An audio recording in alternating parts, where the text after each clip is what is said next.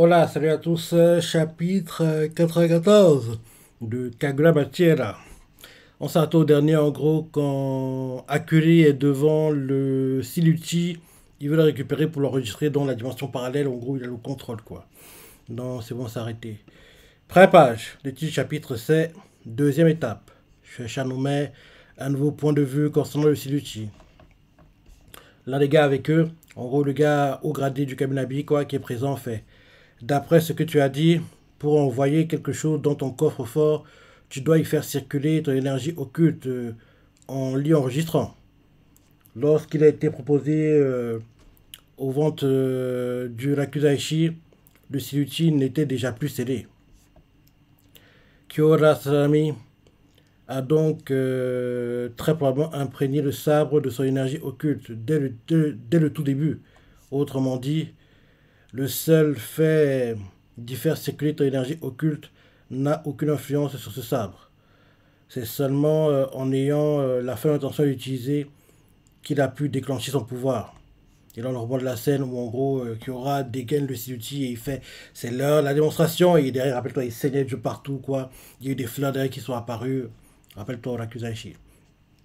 Le regardé continue de parler, il fait ce qui nous amène à penser qu'en y ayant insufflé au préalable de l'énergie occulte, quelqu'un pourrait déclencher son pouvoir à distance ici au siège du Kaminabi où le sabre est entreposé.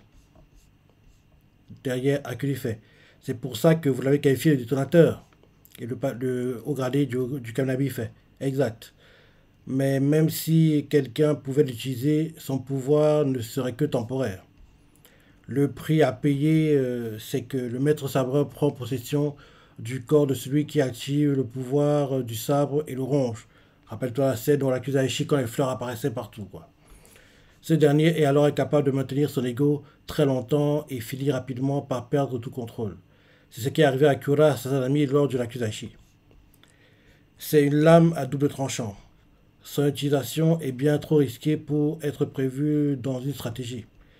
Nous pensons donc qu'il est très peu probable que nos ennemis misent là-dessus. Mais dans le doute, nous avons examiné le sabre. Et nous avons pu déterminer qu'il n'y a personne.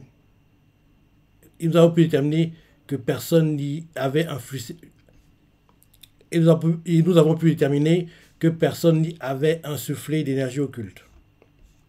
Ensuite, nous avons scellé le Sinuchi. Comme la dernière fois, j'y ai travaillé avec Kasen et Yatsura. Mis à part Iyuki et Chihiro, nous ne sommes que trois à avoir touché le Sinuchi depuis l'Akuzaishi.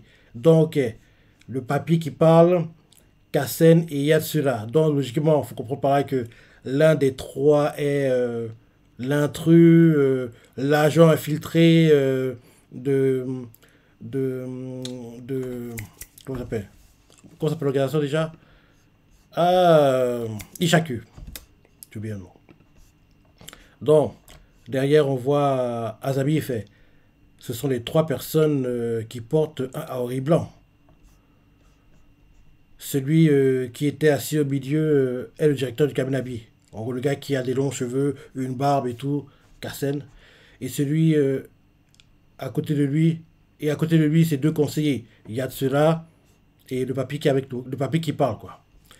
Nous sommes les meilleurs sorciers de tout le Kaminabi. Mmh. Et Akuli fait. Mais, mais d'après M. Kudo, et il rappelle que nous lui avait dit qu'en gros, Azami surpassait tout le monde, quoi. Et là, en gros, quand Akuli dit ça, le papier avec eux fait Oh. Et Azami fait Il a certainement voulu dire en combat. Contrairement à vous autres, je suis encore jeune et je manque d'expérience. Et sur le plan de la sorcellerie, je ne vous arrive pas à la cheville. Si on enlève la sorcellerie innée, je ne suis qu'un apprenti en ce qui concerne les sorts de protection et de scellage. Et Akuli fait Les Masubi m'ont dit que pour atteindre leur niveau, ils avaient dû mémoriser le contenu de toute la bibliothèque du deuxième sous-sol. Et Azami fait Et les trois personnes qui portent un Aori blanc, elles, en ont mémorisé à peu près le double. Akuri est choqué. Derrière, le papy du haut gradé Kaminabi avec eux fait Les membres de chacun agissent de façon imprudente. ça me laisse forcément penser qu'ils ont un atout et non des moindres cachés dans leur manche. Ce qui m'inquiète vraiment, c'est que l'un de nous trois pourrait être rallié à eux. Bah oui, c'est ce que je dis. Les membres du Kamnabi portant le Haori blanc sont capables d'influencer le sceau du Siluchi. Par exemple, l'un d'entre nous pourrait profiter du chaos pour l'affaiblir et forcer les pions sacrifiables de notre organisation à manier le Siluchi. Enfin, il se peut aussi que les membres d'Ishaku se comportent simplement de manière absurde sans raison particulière. Non, c'est pas ça. Je connais les deux autres depuis très longtemps, mais je voudrais tout de même vérifier que mon inquiétude est infondée. Mhm. Ils sont tous devant le Sinuchi. Akuli, on voit qu'il y a les gars à Ori Blanc quoi, qui sont aussi là. Akuli utilise son pouvoir. Et là, le papy qui est avec Akuli fait Kassen. Attends. Oui, il fait Kassen. Et le Kassen fait Ichiki. Et là, derrière, le papier regarde et fait aucun problème, le saut est intact. Il se dit dans sa tête ça, je fais sûrement des idées. Et là, Kassen fait accueillir ses amis, je vois que tu es sain et sauf. Et Ichiki fait en gros, Ichiki c'est le gradé qui parlait depuis le début. Hein. Le gradé qui était avec Akuli, Azami et. Comment s'appelle la fille déjà du clan qui maîtrise le Shisotsu à la sauce Kakuramati Kiri, voilà.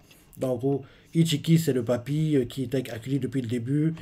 Et Kassen, c'est le gars qui a les cheveux noirs, longs et une grosse barbe, quoi. Qui est en Aori blanc. Donc, Kassen fait Akuli Sanami, je vois que tu es sain et sauf. Et Ichiki lui fait il est venu transférer le Siuchi dans son coffre-fort comme prévu. Là où personne n'y aura plus accès. Le papier se dit dans sa tête, Ishaki n'a aucun moyen de faire tomber le siège du Kaminabi. Et Kassen fait, non, ça se prend Ichiki. Derrière, derrière, on change de point de vue. Combat, on retourne au combat. Euh, comment il s'appelle déjà comment il s'appelle Natsuki, oui. Natsuki et Urua contre Yura et Okuto, je crois. Ouais, c'est ça. En gros, on tourne à ce combat-là. Combat en cours, ça continue. Il détruit tout sur ce chemin. Ok, il casse tout, il détruit tout. L'un d'eux fait. Ça y est, on s'affronte déjà plus au sabre. C'est Okuto qui dit ça. Et derrière, on voit Urua qui arrive, le tranche. Et Ura après le trancher, on voit Okuto qui se dit dans sa tête. Non, on montre aussi Ura. Ura se dit dans sa tête. Les deux n'hésitent pas à utiliser leur sorcellerie. Ils veulent se débarrasser de nous le plus vite possible. Ura est clairement l'atout que Samura a laissé derrière lui. Ni l'un ni l'autre ne se laisse amadouer si facilement. Je ne dois pas non plus sous-estimer la conclusion de ce qui s'est passé à Kyoto. Okuto finit de s'amuser maintenant. Et là, on voit Okuto qui fait je n'ai plus le choix. Non, c'est Yura qui fait je n'ai plus le choix. On voit que ses yeux deviennent rouges, assez bizarre, quoi. Et là, d'un coup, il disparaît. Quand, en gros, on voit qu'il y a Urua et Natsuki qui l'attaquent en simultané, quoi. Il disparaît d'un coup. Et là, qu'est-ce qu'il fait il attaque Urua, ouais. Ouais. Il attaque Urua. Il l'attrape par le cou, le met à terre. Et on voit Natsuki qui voit ça et fait. Sa façon de se mouvoir vient de changer d'un coup. Et on voit Urua qui fait. Sa force physique a subitement augmenté. Et là, on change de point de vue. On nous montre une épée qui est enroulée dans un truc, quoi. Et on voit que le truc. On voit en fait que le truc sur lequel l'épée est enroulée, quoi. Il y a des sortes d'étincelles qui sortent. C'est assez bizarre. Ah, c'est le Siluchi. Il y a des étincelles qui sortent dessus. Et là, le haut gradé, Kaminabi avec Akuri fait le saut me semblait pourtant normal. Comment ça vient de l'intérieur du seau. Ça veut dire que le sabre a été bel et bien manipulé avant qu'on le scelle à nouveau. Je l'ai pourtant examiné sous toutes les coutures. Non. Et là, flashback, on revoit de la scène qu'ils ont scellé le sceau, qu'ils ont scellé le Sinuti, quoi. Et on voit le haut gradé qui était accueilli les deux autres en Auri blanc. Et le haut gradé fait, si à ce moment, l'un d'entre nous savait que le sabre avait été imprégné de l'énergie occulte et avait tout fait pour le cacher. Il regarde Cassen et il fait à Cassen, ne me dis pas que... Il se la tête, mais une telle manœuvre. Et là, on nous montre Yura qui se dit dans sa tête, il y a insufflé aux énergies occultes aussi utile, juste avant d'inscrire le sabre sur la liste des ventes de l'Akusashi. Je vais profiter de cet événement pour vérifier plusieurs choses. Qui détient réellement le pouvoir du Siluti? Bénéficions-nous d'une marge de manœuvre plus utilisée si on perd le contrôle dès l'instant où l'on commence à le manier? Ça n'a aucun sens. Et ce que j'ai compris, c'est qu'il faut une force psychologique remarquable, au moins aussi grande que celle de Kyora Sanami pour espérer se battre avec ce sabre. C'est du suicide, je le sais.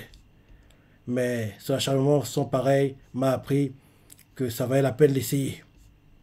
Et là, on nous montre la cellule où est le sabreur du Siluti, quoi. On le voit qui se lève. Dès qu'il se lève, il fait Magatsumi. Il dit ça. Et là, on nous montre Urua qui est en gros, qui a le visage qui est en train d'être écrasé par Yura. Et, et Yura fait, comme je l'ai dit, c'est un combat à mort. Et là, on voit en fait que Yura, il a les yeux comme l'épéiste du Sinuchi, quoi. Les yeux noirs comme lui. Et... Quoi? Ça va du Jamid? Mais c'est constructif, c'est cruel, mon gars. Ah, c'est pas fini. Et là, Yura fait, grâce à ce pouvoir, je vais vous piétiner. Et là, chez Shanomé, des fleurs bourgeonnent sous terre à l'est, pendant que des plumes noires envahissent le ciel à l'ouest. Là, il faut comprendre par là que, enfin, Chihiro arrive. Chihiro arrive avec... comment il s'appelle déjà? Comment il s'appelle déjà? Ah, c'est qui est aveugle. Il n'est plus aveugle maintenant, mais il est aveugle. Chihiro arrive avec Samura. Voilà, les deux arrivent. Ok, donc vous comprenez par là que le fait que Yura ait les yeux un peu noirs, parce qu'en gros, il a mis son énergie occulte sur le Siluchi, et donc quand il contrôle, en gros, le Siluchi, quoi, ses yeux deviennent noirs, quoi. C'est ça, en fait. C'est ça. Et en gros, il peut contrôler une partie du Siluchi, même si il ne peut pas tout simplement le contrer, parce que mentalement, il faut être fort pour le faire, quoi. Donc, c'est ça. Ok, ok, ok. Ouais, bon chapitre comme d'hab. Bon chapitre comme d'hab. Et ouais, j'ai hâte de lire la suite. Dire ce que ça va penser, les partenaires préférés, laisser commentaires, like et. Allez, salut!